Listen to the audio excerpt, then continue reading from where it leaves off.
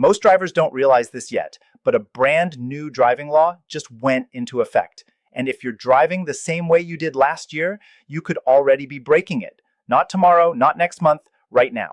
People are getting pulled over, fined hundreds of dollars, and in some cases even facing arrest, all because of rules that quietly changed without any real warning.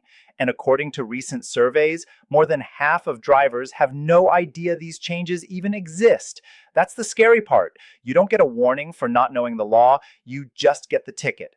And there's one rule in particular, number 4, that's catching more drivers off guard than any other, with penalties so steep that a single mistake can ruin your entire year. Stay with me, because missing this could cost you instantly. As we rolled into 2026, 10 major driving laws changed across the country. Some of them are federal, some are state level, but every single one affects how you're expected to drive starting right now. And what makes the situation dangerous is how quietly it all happened. There were no breaking news alerts, no letters in the mail, no clear announcements warning drivers that enforcement was about to begin. Meanwhile, police departments didn't wait. They're already enforcing these rules during routine traffic stops, and drivers are finding out the hard way that I didn't know doesn't get you out of a citation. If you're still driving like it's 2025, you might be setting yourself up for a very expensive surprise the next time you see flashing lights behind you. So, in this video, I'm going to walk you through exactly what changed, one law at a time, in plain language, so you know what to avoid, what to adjust, and how to protect yourself before you get pulled over. Hi, I'm Sophia from Immigration Monitor. I spend hours digging through legal updates and enforcement changes so you don't have to learn about them the hard way on the side of the road. And the first law we need to talk about is already one of the most expensive mistakes drivers are making in 2026 because it applies nationwide and there's zero wiggle room. Starting January 2026, a new federal distracted driving standard went into effect, and it completely changes how phone use is treated behind the wheel. Here's the rule, plain and simple. If a police officer sees you holding your phone while your vehicle is in motion, that's an automatic violation. It does not matter if you're stopped at a red light. It does not matter if traffic is crawling. It does not matter if you're just checking directions for 1 second. If the car is on, you're in the driver's seat and the phone is in your hand, you're breaking federal law. The first offense starts at a $250 fine.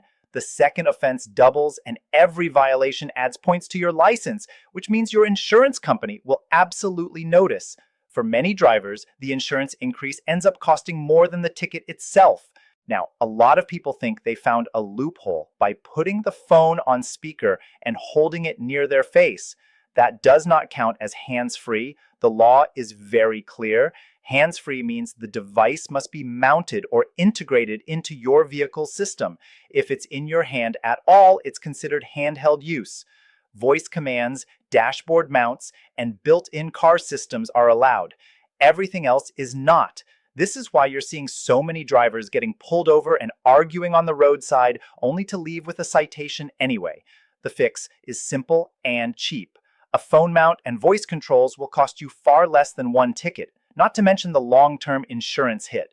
And if you want to stay ahead of changes like this, instead of finding out when it's too late, make sure you're subscribed to Immigration Monitor, because this is just the first one, and the next laws get even more confusing. The second law is already causing confusion on highways, and a lot of drivers are getting ticketed because they only half understand it. In 2026, more than 20 states rolled out a new right lane usage rule on multi-lane highways, and it changes how you're supposed to position your car during peak traffic hours. On highways with 3 or more lanes, the far right lane is now designated primarily for through traffic, only during rush hours. That means if you're not planning to exit within the next couple of miles, you're expected to move out of the right lane and use the center or left lanes instead. The goal is to keep the right lane clear so drivers can merge more smoothly and traffic doesn't bottleneck at on-ramps. Where people are getting tripped up is assuming this rule applies all day long. In most states, it doesn't. It usually only applies during defined morning and evening rush hours, and those times vary depending on where you live. Outside of those hours, the right lane works the same way it always has. The problem is that officers are enforcing this aggressively during peak times, and fines typically range from $150 to $300. So, if you're cruising in the right lane during rush hour with no exit coming up, you might be breaking the law without realizing it. This is one of those rules where checking your state's exact language can save you a completely avoidable ticket. The third law is actually one that can work in your favor, but only if you know how to use it. Speed cameras have been spreading everywhere, and a lot of drivers feel like they exist more for revenue than safety. In response, several states passed new laws in 2026 requiring clear advanced warning before you enter a speed camera zone. In most places, that means visible signage at least 500 FT before the camera. If you receive a speed camera ticket and there was no warning sign, or if that sign was blocked by trees, construction, or poor placement, you may be able to challenge the ticket and get it dismissed. And this isn't theoretical. Drivers are winning these cases. If a ticket shows up in your mailbox, go back to the location if possible and document everything. Take photos, look for signage. If it's missing or obscured, file a contest with your local traffic court. Courts are taking these challenges seriously because the intent of the law is safety, not surprise penalties. And in just the first months of 2026, hundreds of tickets have already been thrown out because cities failed to update their signage in time. Now, because the next law is the one catching the most people completely off guard, don't go anywhere. Number 4 is where drivers are making the most expensive mistake of all. Before we move on, let me ask you something real quick. Are you still driving the same way you always have when an ambulance or fire truck comes up behind you? Because if you are, this next law is exactly how drivers are getting nailed with massive fines without understanding what they did wrong. This is the rule that most people miss. This is the one that officers are watching for. And this is the one that turns what feels like a polite gesture into a $500 mistake if you do it incorrectly. Here's what changed in 2026. The emergency vehicle yielding law didn't just get stricter, it got specific. In the past, the rule was simple. Pull over and let emergency vehicles pass. Now, there's a mandatory procedure, and if you don't follow it step by step, you're in violation. When you see or hear an emergency vehicle approaching from behind with lights or sirens, you must move to the right side of the road and come to a complete stop. Not slow down, not roll forward. Stop completely. And here's the part almost everyone gets wrong. You are required to remain stopped until that emergency vehicle has fully passed you and is at least 200 feet ahead before you start moving again. Most drivers instinctively begin driving as soon as the ambulance or fire truck clears their bumper. That is now illegal. 200 FT is more distance than most people think. On a highway, it's roughly 4 to 5 car lengths. Another way to picture it is about 2-3 the length of a football field. Officers are actively watching for drivers who move too soon, especially in busy traffic corridors. The penalty is serious. In many states, the fine starts around $500 and mandatory traffic school is often included. The reason lawmakers crack down this hard is because too many secondary accidents were happening when drivers re-entered traffic too quickly and collided with emergency vehicles or other cars reacting late. So, the new rule is simple but strict. Pull over. Stop completely. Wait until the emergency vehicle is clearly far ahead. Then proceed carefully. Remember this one because it's the fastest way to turn a good intention into an expensive citation. The fifth law is one that a lot of drivers don't think applies to them until it suddenly does. If you drive an electric vehicle or you're even considering buying one, this change matters. In 2026, many cities and states made it officially illegal to park in an EV charging spot unless your vehicle is actively charging. And it goes further than most people realize. Even if your car is plugged in, once it reaches a full charge, you're on the clock. Most places now allow only a short grace period, usually 10 to 15 minutes, to move your vehicle. After that, you can be ticketed for occupying the space. Fines typically start around $100 and can climb higher in areas with high EV demand. Enforcement is no longer just random either. Some charging stations have sensors that notify parking enforcement when a car is fully charged, and in other areas, drivers report violations through dedicated apps. The solution here is simple. Use your vehicle's charging notifications or set a timer on your phone so you know exactly when charging finishes. These rules aren't just about penalties. They're meant to keep chargers available for everyone. But if you ignore them, the fine is very real. The sixth law is one that has parents furious and drivers shocked because it dramatically expands when school zone rules apply. For years, most drivers learned that school zones were enforced during narrow windows, usually early morning and mid-afternoon. In 2026, many states changed that completely. School zone hours were expanded to cover before school programs, after school activities, and extended pickup times. In some areas, that means enforcement as early as 6 hours in the morning and as late as 6 hours in the evening. And here's the part that really hurts. The fines have doubled. Speeding in a school zone now often starts at $500, and points on your license are mandatory. In certain states, going more than 15 miles per hour over the school zone limit can even be charged as a criminal offense, not just a traffic violation. That can mean court appearances and potential jail time. The reason for the crackdown is sobering. Data showed that many accidents involving children were happening outside traditional school hours during activities and staggered pickups. So now, if you see a school zone sign, you need to slow down and stay alert. Even if it's early morning or early evening, those flashing lights may still be active, and the consequences of ignoring them are severe. Before we continue, a quick legal note. Everything you're hearing here is for educational purposes only.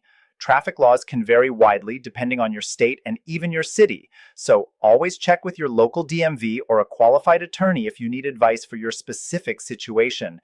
That said, knowing these updates puts you far ahead of most drivers on the road. And if this information is already saving you from potential tickets, imagine what you'll learn in the next video on Immigration Monitor, where I break down the most common mistakes drivers make during traffic stops that instantly make officers more suspicious. Make sure you're subscribed to Immigration Monitor so you don't miss that, because those mistakes can turn a simple stop into something much worse. The seventh law deals with dash cams and recording traffic stops, and this one has changed in ways that actually benefit drivers, but only if you understand the limits. In 2026, several states passed laws that clearly allow drivers to record their interactions with police using dash cams or other recording devices. That means you generally cannot be penalized just for recording a traffic stop in your own vehicle.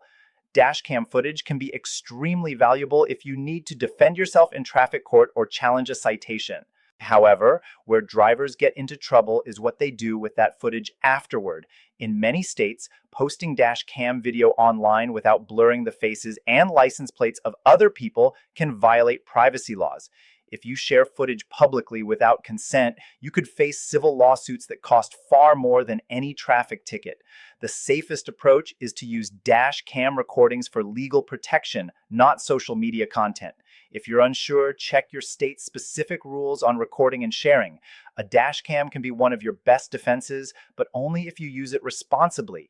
The eighth law is one of the most controversial changes of 2026, and it's putting a lot of drivers at risk without them realizing it. As more states legalized cannabis, lawmakers moved quickly to tighten DUI enforcement around it. Several states have now adopted what are called per se THC limits, similar to the 0.08 blood alcohol limit for alcohol. In practical terms, that means if you're pulled over and a blood test shows THC above a specific threshold, often around 5 nanogs per milliliter, you can be charged with DUI automatically. And here's the problem. Unlike alcohol, THC stays in your system long after the effects wear off. You could feel completely sober, drive perfectly, and still test over the legal limit days after using cannabis. While some states allow drivers to challenge these charges by arguing lack of impairment, it's difficult, expensive, and far from guaranteed. The safest advice is simple but frustrating. If you use cannabis, even legally, avoid driving for at least 24 hours. And if you're a frequent user, understand that you may test positive even when you're not impaired at all. It may not feel fair, but it's how these laws are currently written, and drivers are learning that the hard way. The ninth law is especially important if you're a parent or a teen driver watching this yourself. In 2026, several states extended restrictions on teen drivers even after they receive a full license. In many places, drivers under 18 are now subject to mandatory nighttime curfews, typically between 11 at night and 5 in the morning. There are exceptions for work, school events, and family emergencies, but teens are often required to carry proof of where they're going. If they're pulled over during curfew hours without a valid reason, the ticket usually goes to the parents, and first offenses can easily exceed $300. Passenger restrictions have also tightened. Some states now limit teen drivers to one non-family passenger under 21, even if they've been licensed for more than a year. These rules exist because crash data consistently shows that serious teen accidents happen late at night and with multiple passengers in the car. So, if you're a parent, it's critical to talk through these rules with your teen.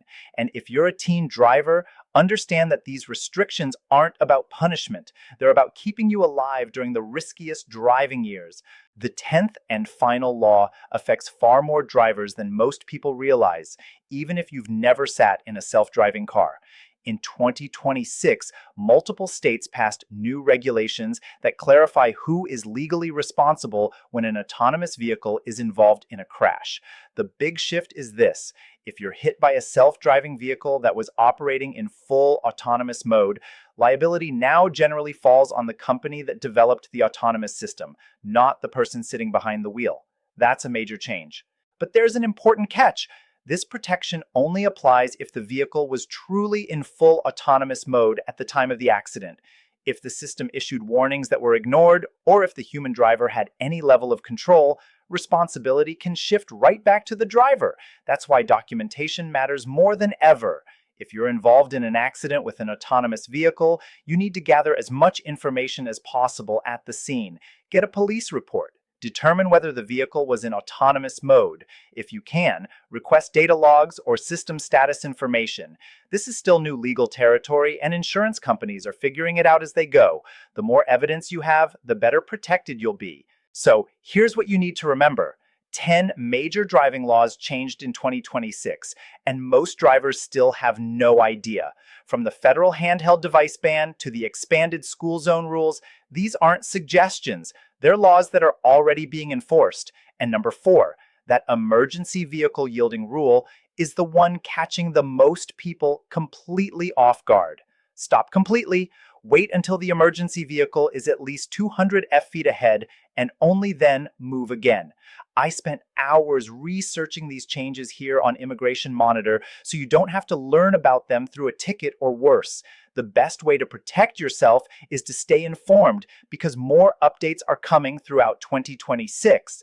Subscribe to Immigration Monitor, turn on notifications, and make sure you're always driving legally and safely.